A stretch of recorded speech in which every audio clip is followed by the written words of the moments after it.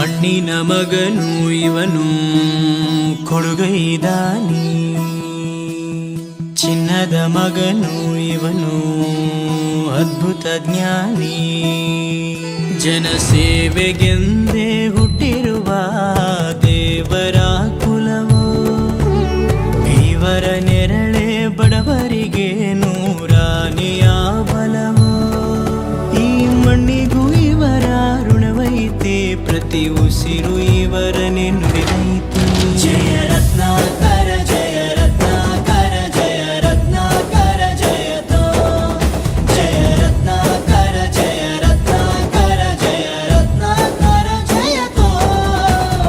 ಮಣ್ಣಿನ ಮಗನು ಇವನು ಕೊಡಗೈದಾನಿ, ಚಿನ್ನದ ಮಗನು ಇವನು ಅದ್ಭುತ ಜ್ಞಾನಿ.